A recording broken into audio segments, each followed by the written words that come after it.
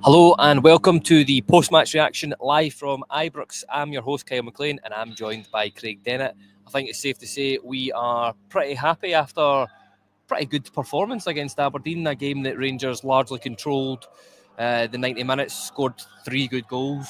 Before we get into it? Yeah, I thought it was a pretty good performance from Rangers overall. Aberdeen fans just leaving the stadium as we record here, but I thought it was pretty good performance from Rangers. Pretty good performance from Rangers. It was 1-0 until pretty much the 3rd minute of stoppage time. I felt we should have. We had plenty of chances to wrap up the game earlier on in that, and I thought we really should have done that. It was 3 going on 6 or 7 at the very least, and I don't think 6 or 7 would have flattered us either, to be honest. So I think it was a really good performance all round from Rangers. Aberdeen didn't really trouble us much at all, apart from the shot from the sort of halfway line centre circle kind of area in the first half. So yeah, really, really positive performance. Keeping that good run at home going, and coming into the game, I felt it was potentially a bit of a banana skin. Just how Aberdeen like to play against us. They'd lost or hadn't won for 11 games. I was saying this to you, wasn't I? I was like, they've got to win at some point. They've got to win at some point, and it feels like it could be tonight. Thankfully, it wasn't, and it was a very comfortable win for Rangers, which we always like seeing. Yeah, in the end, 3-0 was deserving. Was all we deserved at the end of that game. As you said, it could have been more. It would have been nice to wrap the game up a wee bit earlier, stop some of the jitters throughout the crowd. But yeah, it was all Rangers deserved to win that game. Right, let's go through the lineup today, Craig. We had Kelly in goal, Ridvan at right back, Proper, Inciala, Jefte, Raskin, Dio, Cherny, Diallo, Hadji, and Igamane. Nothing too surprised there. Were you surprised that Clont's gone for a very similar lineup 2 games in a row, or is it just through necessity?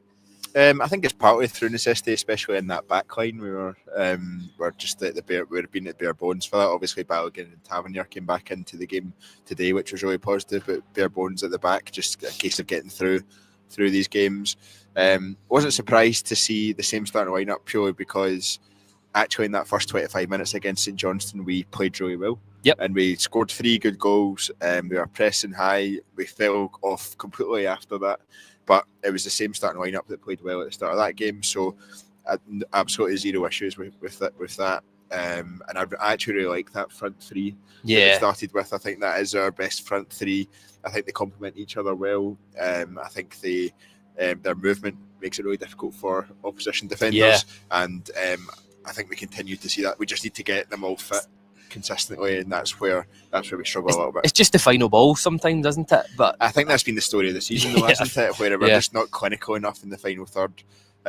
We get in the right spaces, we create the right chances. We have numerous shots at goal. I was going to take a punt at how many, but we have 20 to 30 shots at goal every single game, and we're only scoring 1 or 2 goals. And I think that, all right, Philippe. I think that tells that is it Michael Beale that was talking about shots at goal, wasn't it? But I think that tells the story of our season, and we should be winning a lot of these games much more comfortably than we are. And we might put a bit of shine on it at the end tonight, but we should have been out of sight well before then. Yeah, I totally agree. Let's come to the first sort of action point of the game. I'm going to say that's Rangers getting another relatively early goal within the sort of first 15 minutes. Ball comes into the box, the Aberdeen keeper has it, rolls it out. Cherny puts a bit of pressure on the Aberdeen left back, wins it, crosses it to Diomande, I believe it is. He has a shot, and Igamane he's so clinical, wasn't he? He was unlucky not to score before that. Just a wee bit too cute with that finish where he dinked it past the post. But again, Rangers started in the front foot, had a couple of opportunities, and 13 minutes in was all Rangers deserved at that point. Absolutely. It's the start you want. You want an early goal in these games because the longer it goes 0-0, the more nervy the crowd gets, the more nervy the players will probably get as well. And from there, it just starts to sort of pile on top of each other a little bit. And getting that first goal so early just relaxes everyone. And Hamza Igamane, it's hard to describe. That's 7 goals in his last 6 games. It's hard to describe how much of a positive impact he's had since he came into the team. He's scoring all different types of goals. He's causing defenders trouble throughout full games. He's good at holding the ball up. He can pull it wide with a bit of pace. He's deadly in the box, and we just need more and more of that. I don't think he'll be with us for very long, so we need to enjoy him. Thanks. We need to enjoy him while we can, but games like that, being in spaces like that, you'd put your house on him scoring.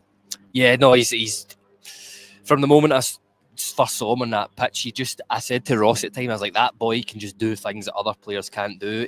And I think obviously at the start of the season there was a lot of discontent amongst Rangers fans of why we spent this amount of money on a player who wasn't even getting to start. And he obviously took a wee bit of time to settle, a wee bit of time to get up to speed physically at Ibrox. But as soon as he got that, it took a while to get his first goal as well, to be fair. But as soon as he got that first goal against FCSB, he's just motored. That's the word. I'm not really sure I can remember the last time I saw a Rangers player just as soon as they get that first goal, just like they're sprinting, sprinting towards, sprinting up those sort of top goal scorer leagues and all that sort of stuff. And every game you expect him to get at least one, if not two.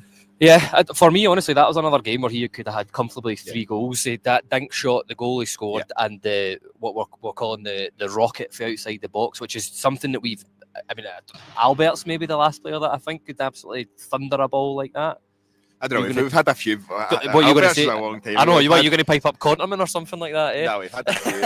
I seem to remember a Pedro Mendes goal at Celtic. Yeah, that's very true. We've had a few players that can rifle a ball, but it's been a while. It feels like it's been a while. We spent a full couple of seasons moaning that we don't shoot from the edge of the box.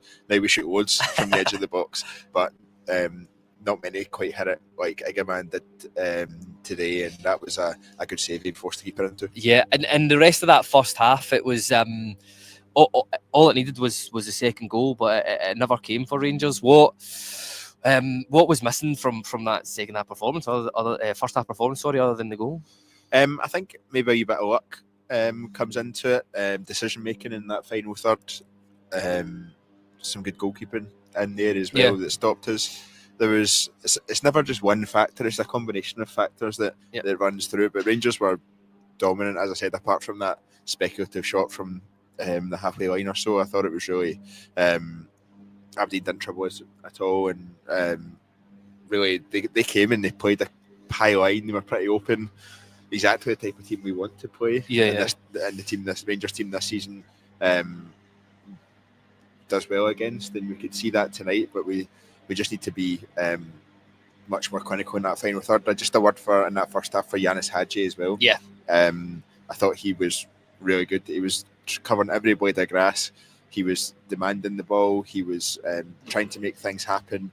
I've seen a lot of people say that's potentially one of his best performances in a Rangers shirt for a long time, and it's hard to disagree with it. Yeah, look, I don't think it's a coincidence since Hadji's come back into the team, the standards have risen. I think he is a guy that sets the standards within that team. He gets what it's like to play for a team like Rangers. It makes everything in the first half of the season just ever more baffling, doesn't it, really, in terms of the way he was frozen out, in terms of the way he's playing for the B team, all of that sort of thing. So it's just, Yanis Hadji's made a big difference, and it could be as simple as someone who knows the standards and is used to certain standards, and he's starting to set them for everyone else. It feels like he's not only lifted his game when he's come into the team, but he's lifted the game of a lot of people around him, and a lot of people that are around him have seen him with that hunger. And fair enough, he's had some games that are better than others, but he's shown that desire and that hunger and the maximum effort, which sounds stupid because that should be the bare minimum. For a professional footballer, for a professional footballer, but for anyone playing for Rangers. But I think a lot of us, when we've been watching games, can say that's been lacking quite a bit. And since Yanis Hadji's come in, it has made a real difference on a lot of fronts. Yeah, look, we'll just rattle through a couple of these action points. There's a sub in the second half, an injured Danilo. I believe it's his shoulder, but that's unconfirmed. Bayrami came on. Raskin penalty shout. I've since seen that back. I don't know if you've seen it back, I've not seen it back. I think the Aberdeen boy just, and I mean just gets the ball before Raskin we are sitting probably more towards the 18-yard box at the Broomloan end of the stadium. So that happened up at the Copeland end. So it was quite a bit away from where we were sitting. It looked like Raskin got to the ball first. You've said you've seen it back, and it was close, but it looked like the referee didn't want to make a decision, really, did he? He was just wanted to leave it. The referee didn't want to make any correct decisions tonight. And I'll tell you, right, listen, I feel like I say this in most pods. I hate talking about the refs, but I genuinely don't know Clancy sees things that nobody else in a football stadium sees. I think it worries me at times how bad, in particular, his officiating is. He tries to let the game flow, but then picks up on little things at times as well, and so he kind of contradicts himself as he goes through. I mean, the decisions he made in the first 3 minutes of the game were baffling in themselves. But yeah, I think the referee, Kevin Clancy, you know what you're going to get. I think I tweeted Kevin Clancy doing Kevin Clancy things after about 10 minutes. But even some of the bookings he gave and other ones that he didn't give. So inconsistent.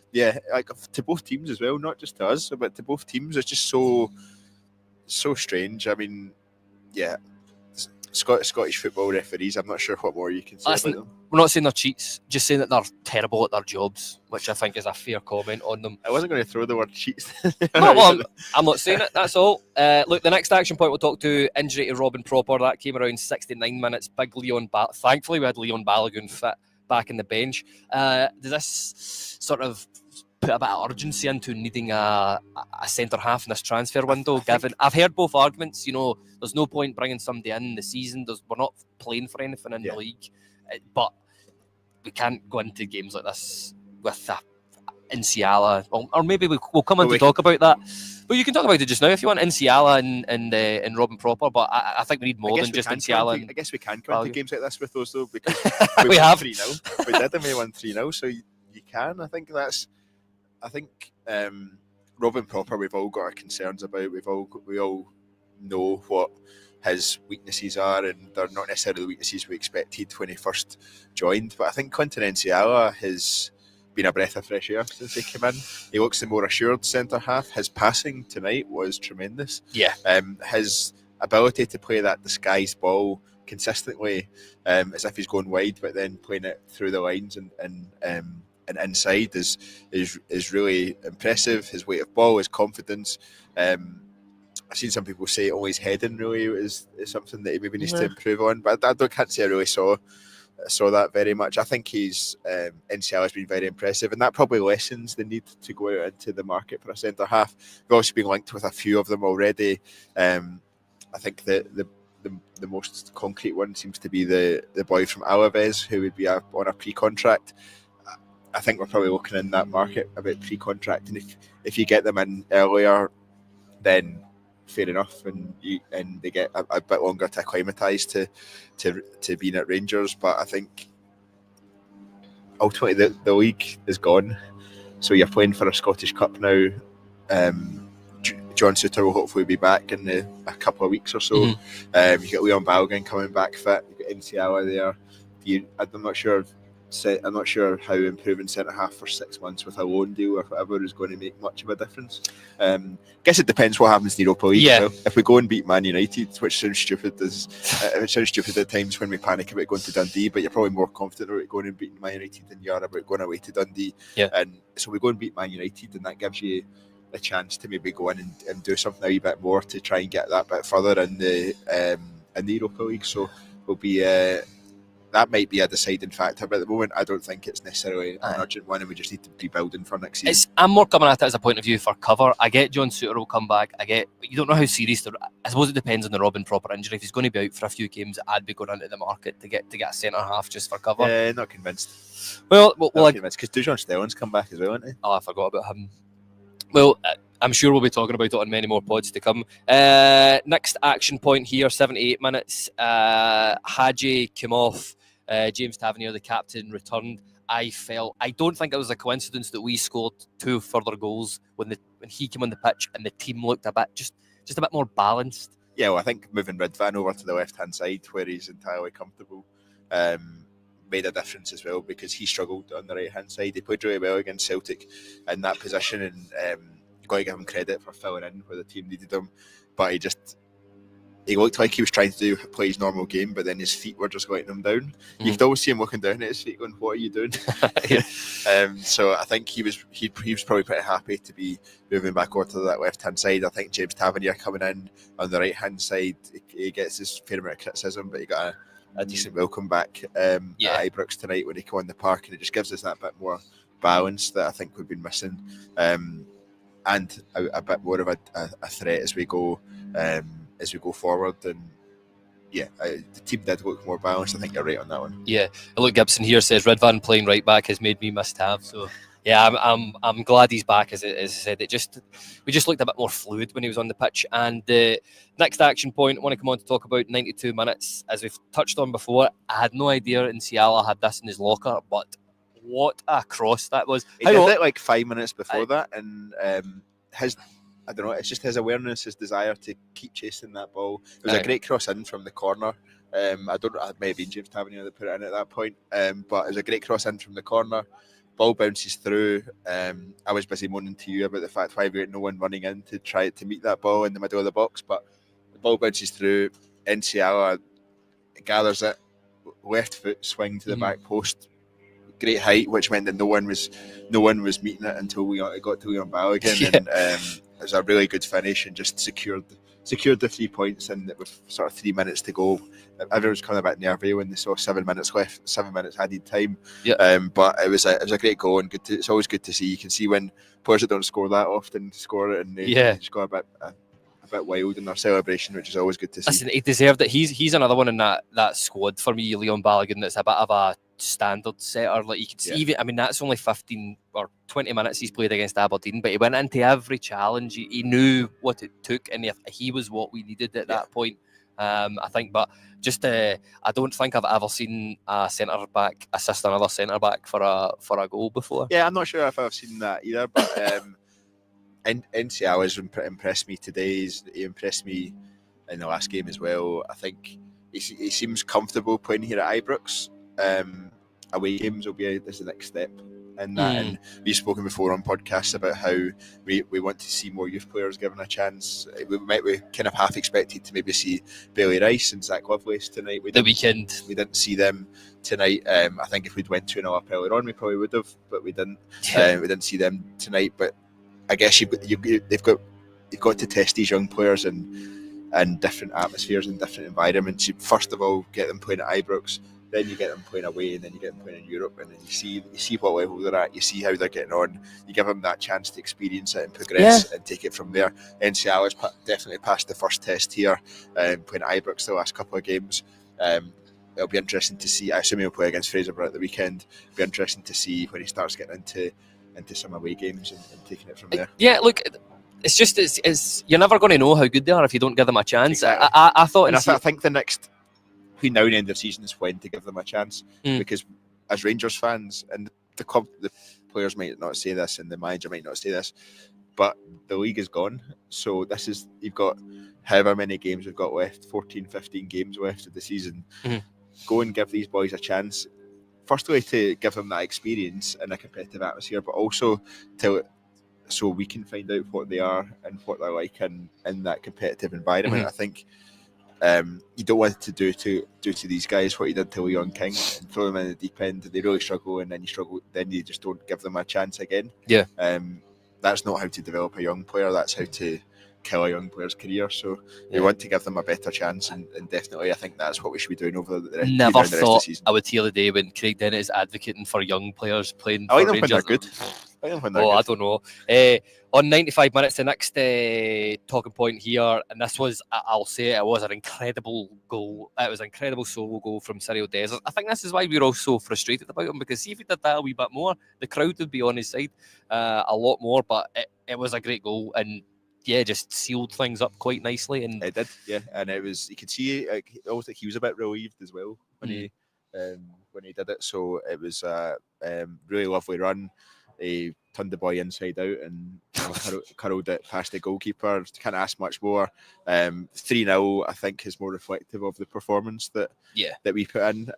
I think it's closer to the scoreline we deserved, and it's always nice to beat Aberdeen by a big score as well. Yeah, it's absolutely. I think regular listeners and viewers know that I take extreme satisfaction in us beating Aberdeen, and especially in the manner of the performance. It's also brilliant to see Willie Miller looking quite miserable tonight as well. Look, the last point I've got two more questions to go.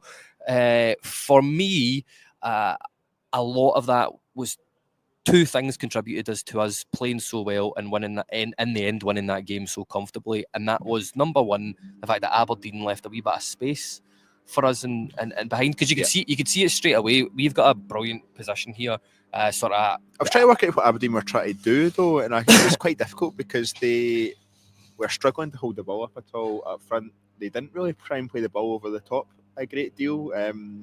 I think quite a few of our players, I think Liam Kelly in particular, spoke about the pace Aberdeen have going forward.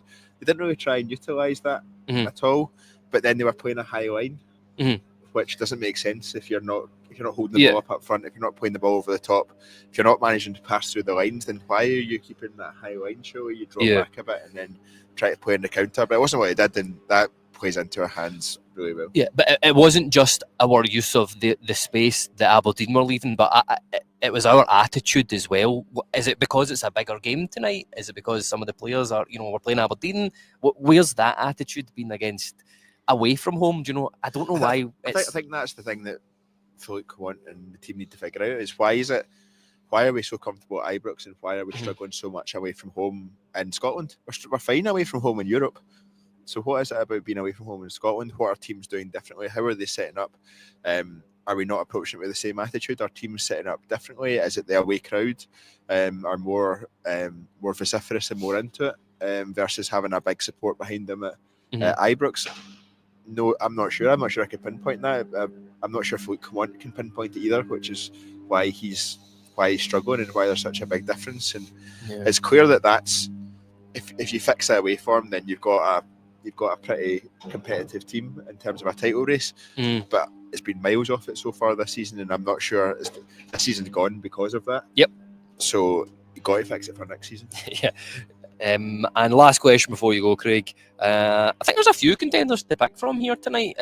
Who's your man of the match? Hamza Igamane got it in the stadium. Tends to go to the match winner if it's a tight game, so that's understandable.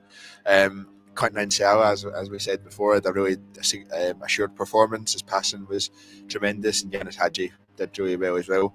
It's difficult to choose. I'd go between Cyriel and Hadji personally. I'd probably give it to Cyriel, I think, because it was just a very assured performance. He looked like the experienced centre half, and there he was controlling our tempo, but he wasn't just picking the easy pass; he was picking the right pass, and that was definitely. That, along with his assist, just being the icing on the cake, I'd give him the man of the match. What about yourself? Hadji, just to be different to you, eh? A lot of people on Twitter were saying that Hadji was really good. It's his attitude. It's just I think he just gets what it is to play for it. It is honestly criminal that we were even considering letting him go. Yeah. I get there was a bit of a contract dispute or whatever, but just what a difference he's made since he come back into that team. He's literally, for me, he is single-handedly dragged us up at times against teams. I'd be fascinated to see how he is in the dressing room in terms of G and other players up for games like this. But listen, I think that just about wraps it up. As I said, we're absolutely delighted that Rangers have turned in a good performance at home against an Aberdeen who had been playing well. They've lost or not won in 12 games in a row now, which I take great pleasure in saying. We'll be back on Sunday. I believe it'll be myself and Ross. We'll be giving a wee brief post-match on the Fraserburgh game in the Cup. Hopefully, as Craig said, we'll get to see some of the youth players. A lot of guys looking forward to seeing Bailey Rice, for me, must start that game. I've seen a lot of him in the B team, and he's been superb. And hopefully he can do it in the big stage for us. And I believe it'll be yourself, Craig, on Sunday night podcast as normal, 7:30. Join us live on YouTube. Right, take care, everybody, and thanks again, and we'll see you all then.